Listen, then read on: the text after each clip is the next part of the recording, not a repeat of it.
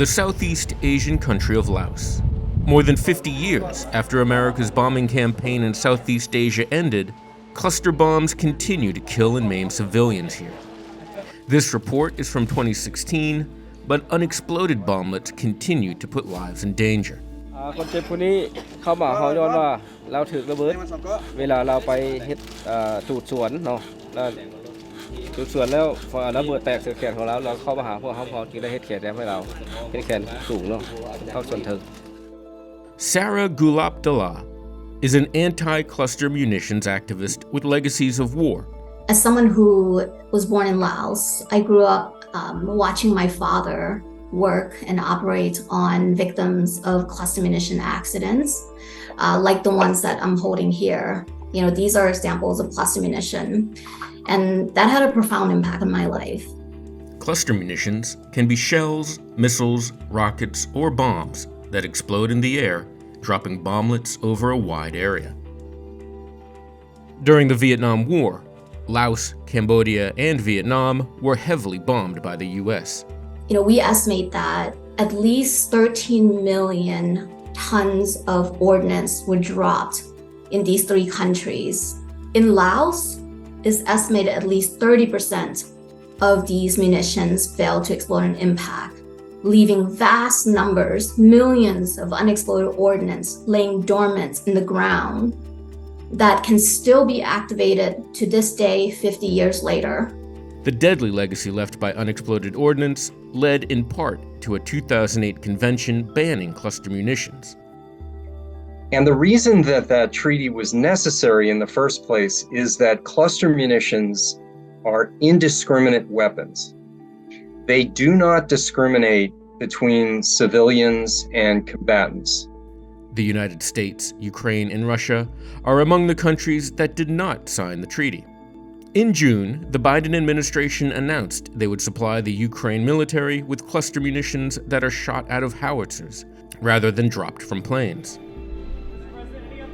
Mr. President, cluster munitions, why now? We've run out of ammunition. Supporters of the move argue that the cluster munitions could help Ukraine boost its slow-moving counteroffensive. Academics at the Royal United Services Institute wrote that cluster munitions greatly multiply the efficiency of artillery fire against entrenched troops. Russia has been accused of using cluster munitions indiscriminately. We've also received credible reports of several cases of Russian forces using cluster munitions, including in populated areas. And the UN-partnered Cluster Munition Monitor reported that Ukraine has also used its own cluster weapons. The U.S. decision is controversial, leading Biden officials to defend the move. We're working with Ukraine to minimize the risks associated with the decision. The Ukrainian government has offered us assurances in writing on the responsible use of DPICMs, including that they will not use the rounds in civilian-populated urban environments, and that they will record where they use these rounds, which will simplify later demining efforts. The problem is that today's battlefield is tomorrow's schoolyard. And so whether the Ukrainians believe that they're using them in only military areas could be true today, but it could be completely untrue 5 years, 10 years, 20 years from now. The cluster munitions that we would provide have dud rates far below what Russia is doing, is providing, not higher than 2.5%. The dud rate, or failure rate, is the percentage of cluster bomblets that do not explode on impact, but could still be dangerous for decades to come.